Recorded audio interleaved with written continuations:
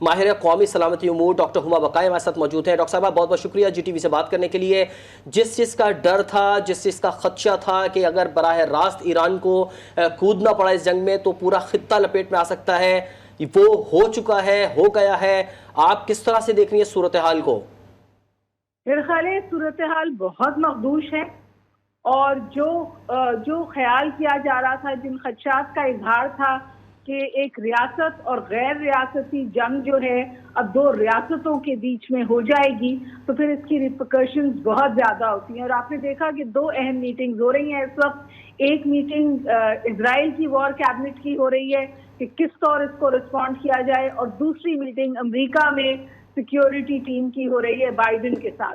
अब सवाल ये है कि जब ये दो रियासतों के बीच में जंग शुरू हो गई है, जिसकी इजराइल की हत्तुल इम्कान कोशिश थी कि जो प्रॉक्सी नेटवर्क है उससे वो कब तक चले, वो रूट कॉज ओरिजिनल स्टेट को टारगेट करना चाहते थे। ईरान ने बहुत सारा स्ट्रैटेजिक रिस्ट्रेंट का मुजाहरा किया, लेकिन अब वो खुलकर सामने आ गया है।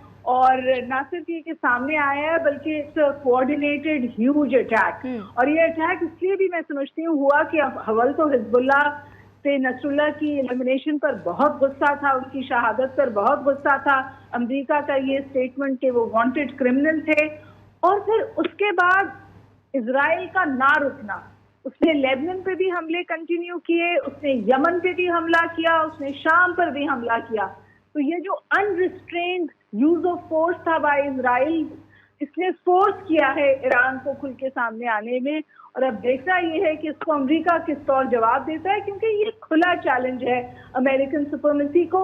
और ईरान का सामने आने से जो एक्सेस ऑफ रेजिस्टेंस है वो जुड़ जाएगी आपस में। आप देखेंगे कि आप अब कलेक्टिव रिस्पॉन्स आएगा, हर तरफ से लोगों में हिम्मत आएगी जवाब देने की। और हुमा बकाई साहबा, जो ईरान के प्रेसिडेंट हैं यानी कि मसूद पज़ेश्कियान साहब, उनकी जानिब से गुज़िश्ता रोज़ी ये बात मंजर आम पर आई थी कि अमेरिका ने उनसे डबल गेम खेला और ये कहा कि अगर ईरान थोड़ी रेजिस्टेंस दिखाएगा इस्माइल हानिया के वाक़े से मुतालिक तो मामलात को सेटल डाउन करने में आसानी हो सकती है। तो वो ये कहते हैं कि उन्हें धोखे में रखा गया और उन्हें धोखा दिया गया। देखिए, इजराइल की ये स्ट्रैटेजी थी कि ईरान इस जंग में घसीटा जाए।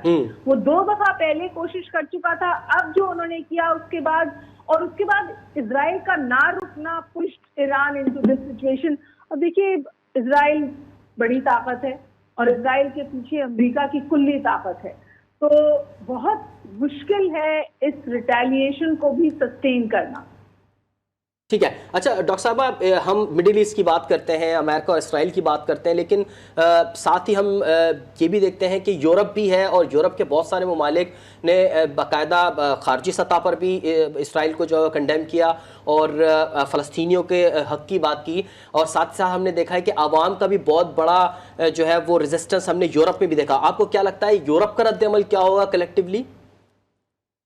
कि यूरोप अमेरिका से इंटायरली अलग जाएगा। वैसे यूरोप की 5-6 रियासतों ने, जिसमें लेटेस्ट बेल्जियम, उन्होंने सैंक्शंस ऑन इजराइल पे बात की है।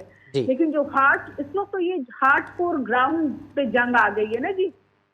और सवाल ये है कि क्या लेबनान में अब इजराइल फुट पे अंदर जाएगा और कहां कहां से जवाब आएगा, ये जवाब में ये एक्सेस ऑफ रेजिस्टेंस आपस में जुड़ेगा, किस किस्म का आर्मामेंट उनके पास है इजराइल के ऊपर इस अटैक को सस्टेन करने का। क्या वो एक मैसेज देकर फिर पीछे हटना चाहेंगे, क्योंकि जंग चलाना बहुत मुश्किल है। क्या वो एक जवाब देके कि हाँ, तल अवीव को टारगेट किया जा सकता है, तल अवीव पे हमला किया जा सकता है, ईरान पीछे हट जाए ताकि इजराइल किसी रिस्ट्रेंट का मुजाहरा करे।